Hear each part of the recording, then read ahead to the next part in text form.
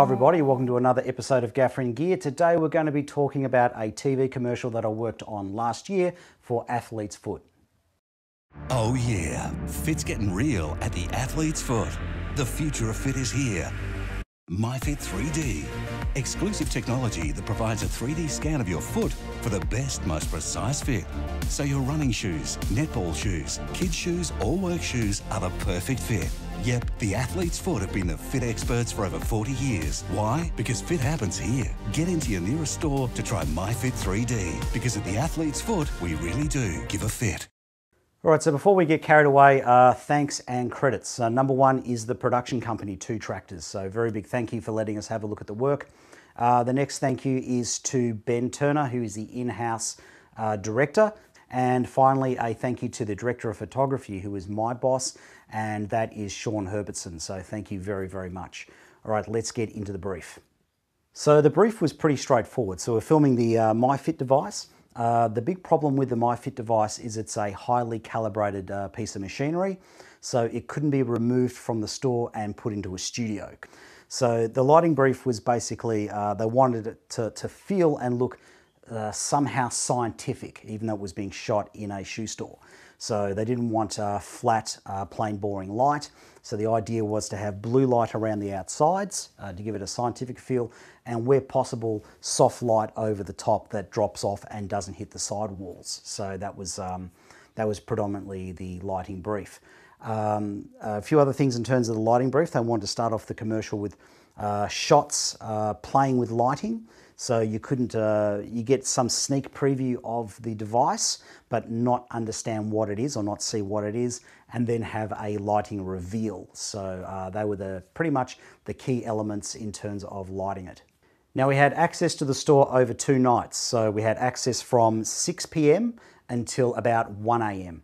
So on the first night, we shot all of our close-up stuff. So that's all of the reveal shots and shots of the shoes. And we also used that as our planning day. So we're going to figure out how we were going to light and set up the shots for the next night. Now the lighting on these reveal shots is pretty straightforward. It's pretty much just me with a handheld Dito moving it around to get the hard shadows. And in order to get the sheens and reflections, we were using tube lights. One thing I like with the tube lights is using them inside these old Kino housings. And the reason I like to use them in the Kino housings is so that we can use the barn doors to get cuts. Oh yeah, fit's getting real at the Athlete's Foot. The future of fit is here. Next up was a shoe shot, so pretty straightforward. Chroma key psych, shoe on a turntable elevated off the chroma key. Soft light over the top, basically giving us our sheens, our reflections on leathers. And the treads underneath the shoes, that was basically lit with a piece of paper underneath with a dado light or a Dito light bouncing off the piece of paper. So your running shoes, netball shoes, kids shoes or work shoes are the perfect fit. All right, so we started planning for the next day and thought, okay, worst case scenario, what's the widest we see? So we had a look at what our widest shot would be, and that was camera outside the store looking in. And the problem we had was you could see roughly about 3/4 of the entire store, and you could see it ceiling to floor. So we had nowhere to rig. So that was one big problem. So we started thinking, how can we get the blue light on the walls where we want the blue light if we can't rig from above? And luckily, in shoe stores, they have all of these couches everywhere for people to sit on when they put their shoes on.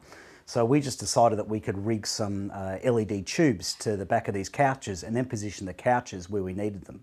All right, so the next issue we had was turning off the house lights. So basically we wanted to turn off all of the house lights in the shop so that we could light it entirely with our own lights and get the look that we wanted. The problem we had was the display lights around the MyFit device, the lights that we wanted to keep on, were also on the same power circuit as the house lights. So I thought, well, this is pretty simple. I'll just get up on a ladder and unscrew all of the house lights. No worries. Well, the problem we had when we got up there was they were built into the installation so badly that I couldn't get into them without doing damage. So we made the decision basically to cinefoil.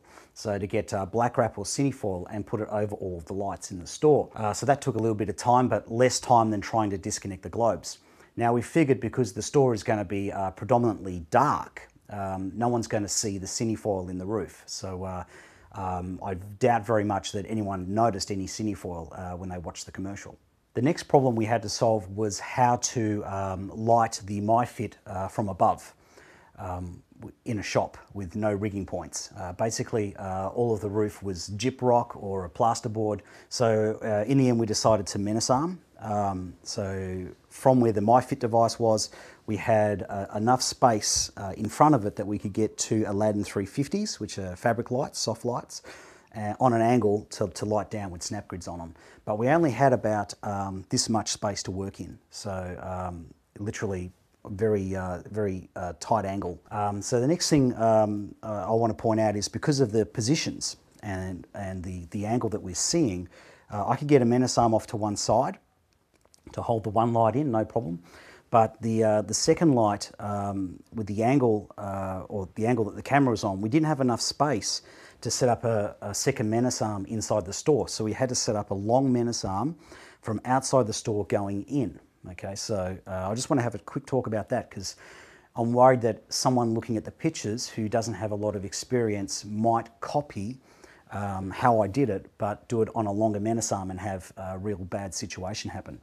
So just very quickly, imagine this is the menace arm. The C-stand arm here is the menace arm, and this cutter is my fabric soft light, my 350 soft light. You ideally would like to have it in line with the arm, okay, or even better, have the weight directly under the arm. That would be awesome. But unfortunately, I couldn't do that because when I did rig it that way, the menace arm was in shot because we only had a small amount of space at the top of the frame. So basically, I ended up having the light offset to the menace arm, so the weight off to one side, and that's never good practice. Okay, best practice is to have the weight aligned to the arm.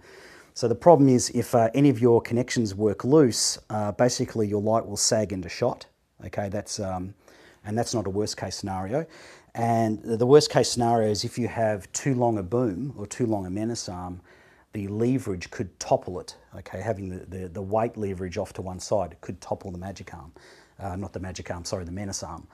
Now, if you're not following me in terms of leverage, here's a very quick exercise for you to do. So grab a light stand and try to hold it level close to you, and then move it further away. And the further away you move it from you, the harder it is to hold it level because now you've got that leverage. Same thing applies with the menace arm.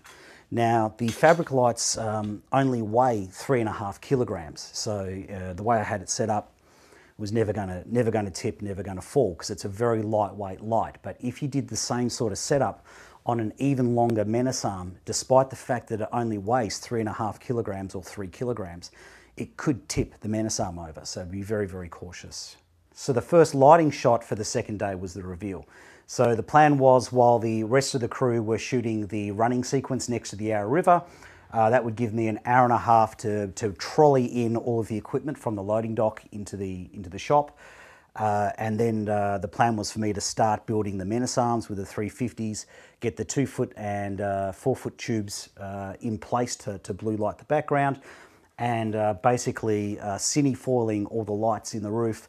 Was going to leave that to the rest of the crew when they arrived. Just basically give them ladders, give them cinefoil, give them tape, and leave them to do that while I rig that up.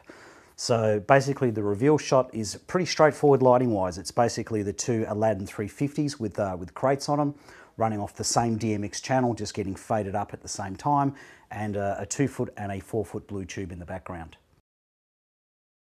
Now the next setup was the team member hero shot, which was pretty much the same setup, so a very fast turnaround.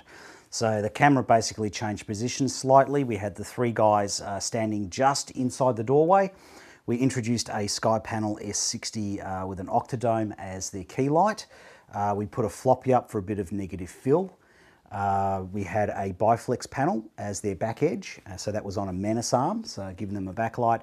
And through the doorway up the top, we introduced a Sky Panel S60 to supply a bit of light back there. So very, very quick turnaround.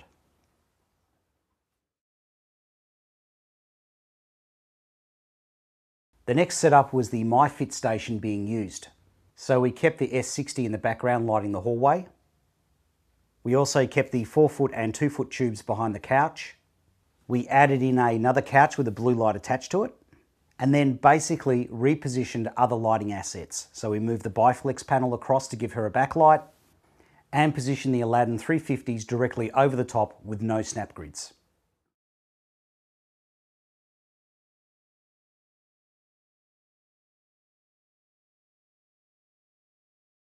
And the last lighting sequence was the Happy Customer Exchange.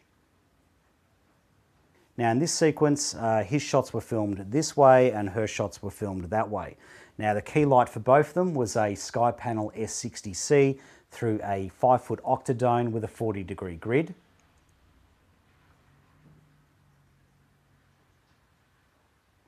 Now above both of them was an Aladdin 350 on a menace arm.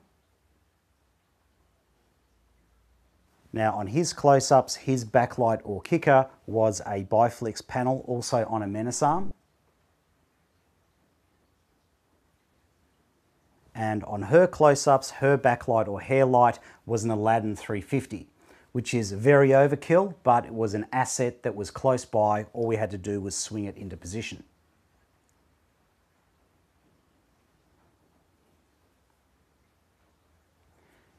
And the blue light on the walls was supplied with RGB tubes. Also note that the white light in the back of shot was existing shop fixtures, which we exposed to. So before we have one last look at the TV commercial, a very big thank you again to the production company 2 Tractors, also to Ben Turner, the director, and also to Shaun Herbertson, the director of photography. Links will be below in the description if you want to check out their work. I'm Andrew Locke. See you on the next episode of Gaffer in Gear. Oh yeah, fit's getting real at the athlete's foot. The future of fit is here. MyFit 3D. Exclusive technology that provides a 3D scan of your foot for the best, most precise fit. So your running shoes, netball shoes, kids shoes or work shoes are the perfect fit. Yep, the athlete's foot have been the fit experts for over 40 years. Why? Because fit happens here. Get into your nearest store to try MyFit 3D. Because at the athlete's foot, we really do give a fit.